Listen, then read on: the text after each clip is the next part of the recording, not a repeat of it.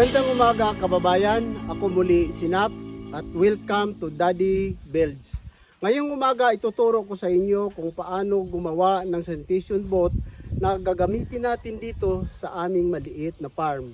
Papakita ko kung paano natin mapakinabangan ang mga ritasong kahoy na nakakalat at mga alternatibong paraan upang mapaigting natin ang kalinisan at maiwasan ang sakit ng ating mga mahal sa buhay. Tara, samahan niyo ako.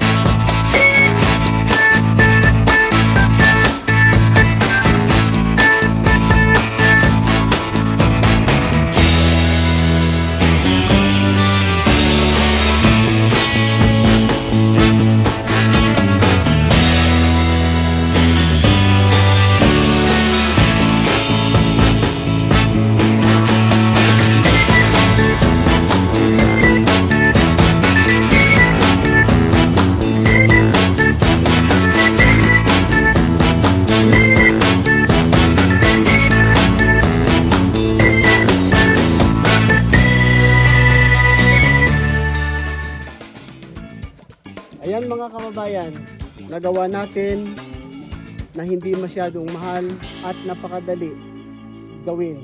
Siguro mga nasa 45 minutes lang.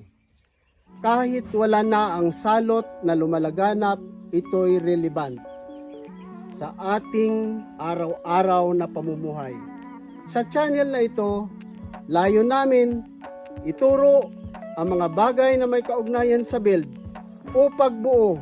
Kasama na dyan ang kalusugan, negosyo, at araw-araw na kagamitan. Kasama na din kung paano natin maumpisahan magkaroon ng munting bahay, tahanan ng ating munting pamilya. Abangan ninyo sa susunod na episode kung loloobin ng Diyos. Yan po ang ating gagawin.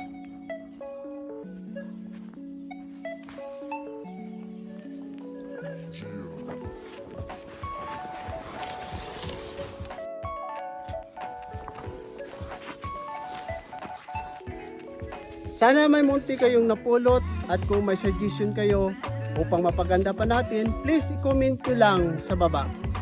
Ibig ko lamang magpasalamat sa mga nanood at subaybayan nyo ang susunod naming episode. Nawa, samahan tayo ng Diyos. Kung ako'y inyong kinagiliwan, please do subscribe, like and share upang marami sa ating kababayan ang mabigyan ng karagdagang idea. Ako ulit si Nap. At ito ang Daddy Builds, nag-iwan ng katagang. Sa Diyos ang awa, sa Diyos pa din ang gawa. Maraming salamat po.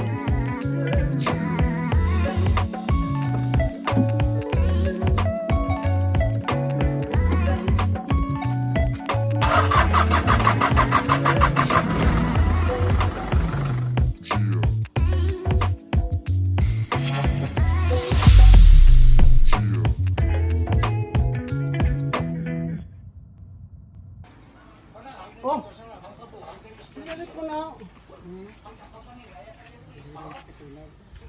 Ha?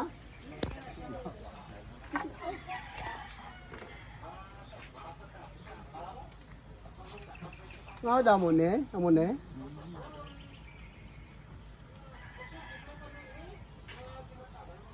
Nano mo ne? Ning hamba ne?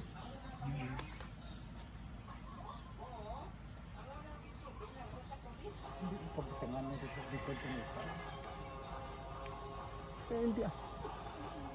Ba't ka nakakasalipatan ng Diyos?